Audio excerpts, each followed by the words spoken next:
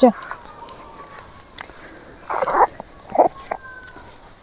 মেলাতে মাশরুমের পকোড়া খেয়েছিলিস? চল আজকে আমার রান্না করে মাশরুমের পকোড়া করে দেবো।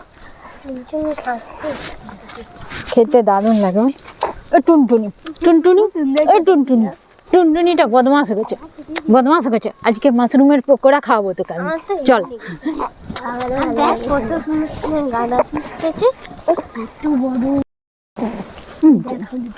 বিকেলবেলা পকোড়াটা বেশ জমে যাবে বল। নমস্কার বন্ধুরা, পুতুলের রান্নাঘরে আপনাদেরকে স্বাগত জানাই। আজকে দেখুন এই যে মাশরুম এনেছি, দেখতে কত সুন্দর লাগছে। দেখুন এই মাশরুমের পকোড়া করব। আপনারা মাশরুমের বিভিন্ন রকম রেসিপি করেছেন, জানেন তো। এর রান্না খেতে খুব ভালো লাগে, আর এর পকোড়া খেতেও কিন্তু খুব দারুণ লাগে। বাচ্চারা অনেক দিন ধরেই বায়না করেছে মাশরুমের পকোড়া খাবো, তাই আজকে আমার রান্নাঘরেই মাশরুমেরই পকোড়া করব। আপনারা প্রথম থেকে শেষ পর্যন্ত ভিডিওটি দেখুন, আপনাদের অবশ্যই ভালো লাগবে। একটু জিভ দেখা, একটু জিভ দেখা। তুই দেখা এই দেখো, দেখছি একসাথে অনেকগুলো থাকে। দেখুন এবারে আমি একটা একটা করে ভেঙে দেব।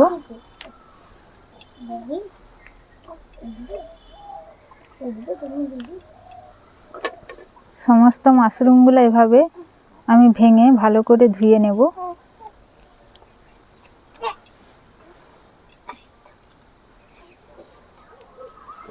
এরকম একটা একটা করে ভাঙ, এটা নে।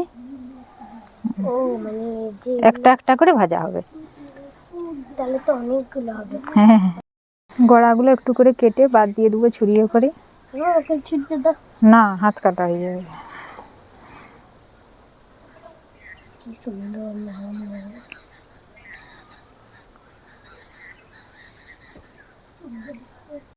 বদমাশ হয়ে গেছো। হ্যাঁ, আমি কাজ করবো নি, দিদিরা পকোড়া খাবে, পকোড়া করবো। হ্যাঁ, তুমি বদমাশি করছো। হ্যাঁ, মাশরুমগুলো সমস্ত আমি বেছে নিয়েছি এভাবে। এবারে ধুয়ে জলটা ঝাড়িয়ে নেব।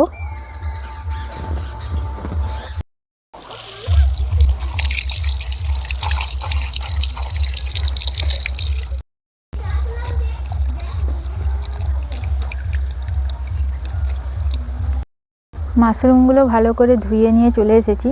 এবারে আমি একটু লবণ মাখিয়ে নেব। লবণ মাখিয়ে 10 মিনিট মতো রেখে দেব।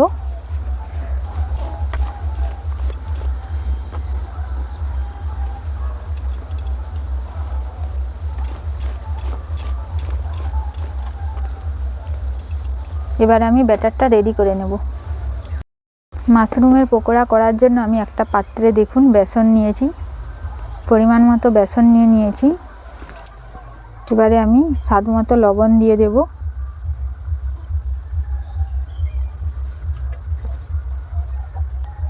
এক চামচ ঝাল লঙ্কার গুঁড়ো দেব, হাফ চামচ গোলমরিচ গুঁড়ো দেব,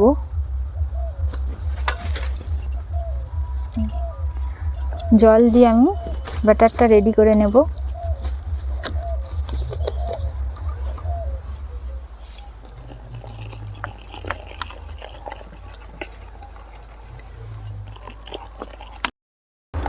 আর একটু জল দেব।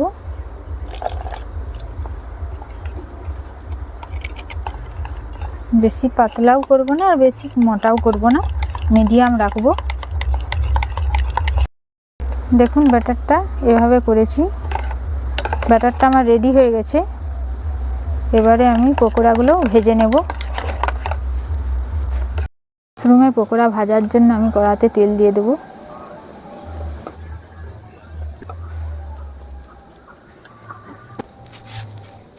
একটা একটা করে ব্যাটারে দিয়ে দেব।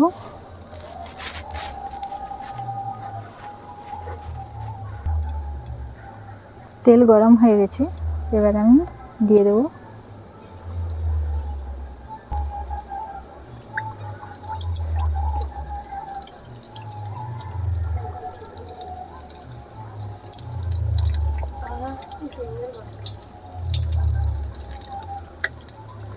দিয়ে নেব।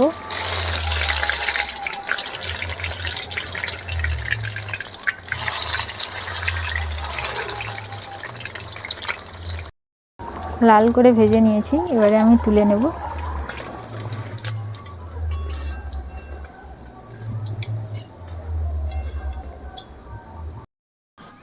আবার দিয়ে দেব। খাবি? নেই তো, গরম আছে, দেখে খাবি।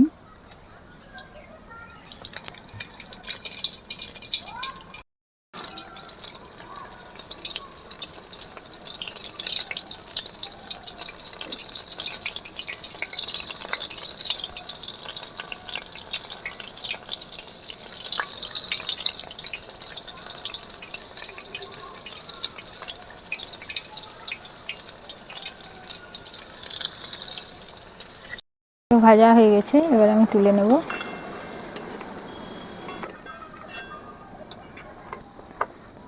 প্রথমবারে যে ভেজে রেখেছিলাম, দু বোনে সব শেষ করে দিয়েছি। তাহলেই আমার ভাজা হয়ে যাবে।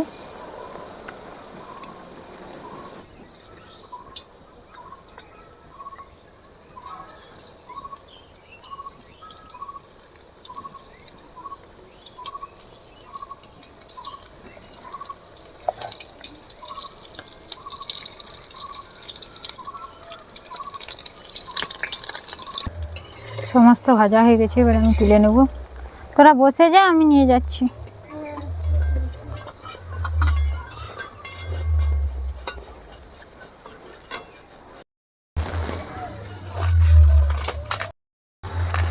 হ্যাঁ, হুম, আর যে কয়েকটা ঝুড়িতে রয়ে গেল ওগুলো কি করবে?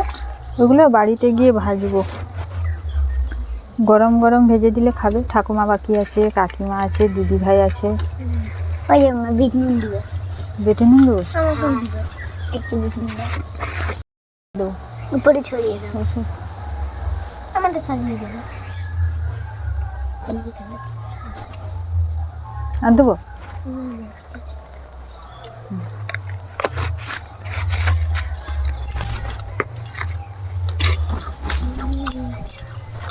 আমি এবার খাবো।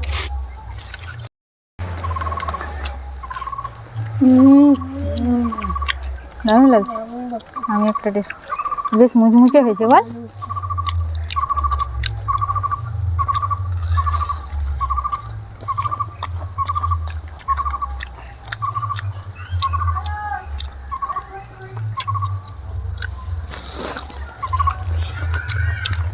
গরম আছে, গরম গরম খেতে ভালো লাগে। দেখে যেমন মনে হচ্ছে, কি বলতো, ফুলকপির পকোড়া। ঠিকই বলেছিস। গরম গরমটা খেতে বেশ ভালো লাগতো।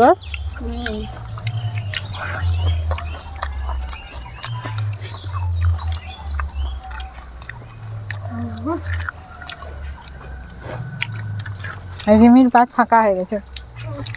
একটু দাও তোমার। আর দেবো? শুনে দেবো? আচ্ছা, সবজি আরো ভালো লাগে।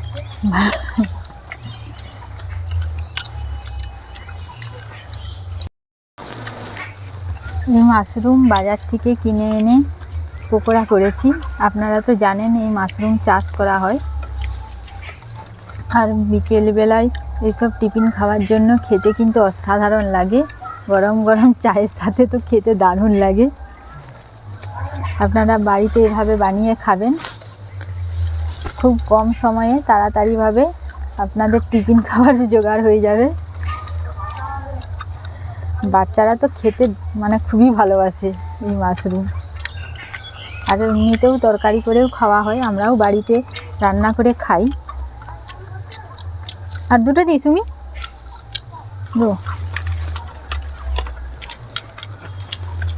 আজকের মতো ভিডিওটি আমি এখানেই শেষ করছি। এরকম নতুন নতুন ভিডিও দেখতে হলে আমার ফেসবুক পেজটি ফলো করবেন আর ইউটিউব চ্যানেলটি সাবস্ক্রাইব করবেন। নমস্কার। দারুণ লাগবে।